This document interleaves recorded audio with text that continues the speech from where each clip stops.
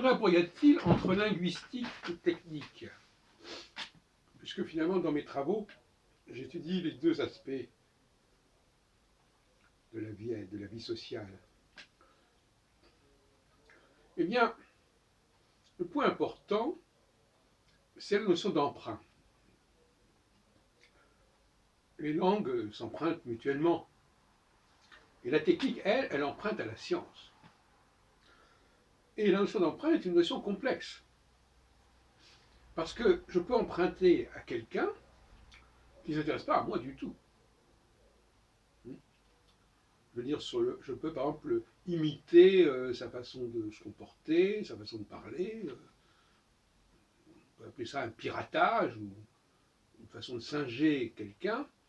Mais l'emprunt, ici, est souvent le fait du récepteur, pas de l'émetteur. Par exemple, beaucoup de mots qui ont été empruntés par l'anglais au français, ce n'est pas du fait de la volonté du français de marquer l'anglais et de franciser l'anglais. Bon, il peut y avoir des cas, effectivement, à l'époque de la conquête normande, mais même à ce moment-là, si la classe dominante était francophone, si on peut dire, elle ne cherchait pas forcément, pour autant, à franciser le peuple. Si le peuple s'est francisé, c'est par imitation. La classe dominante, dans n'importe quel domaine, ne cherche pas forcément à ce que ses modes, ses manières, ses mœurs soient imitées. Donc c'est pas elle qui va enclencher un processus de ce genre. Eh bien, dans le domaine de la technique, c'est un peu la même chose. C'est-à-dire que la technique se sert de la science, se sert de la physique, se sert de la nature. Mais la nature ne cherche pas à influencer la technique, si on peut dire. Et je dirais que la technique peut par exemple imiter ou récupérer certaines notions, certains faits scientifiques, sans pour autant que ces faits scientifiques aient, structurellement parlant, influencé la technique. Ils l'ont influencé de manière mimétique, mais pas de manière structurelle. Prenons l'exemple des 12 fils de Jacob, par exemple, dans la Bible. C'est lié quelque part, en tant qu'emprunt, au zodiaque, au 12 signes du zodiaque.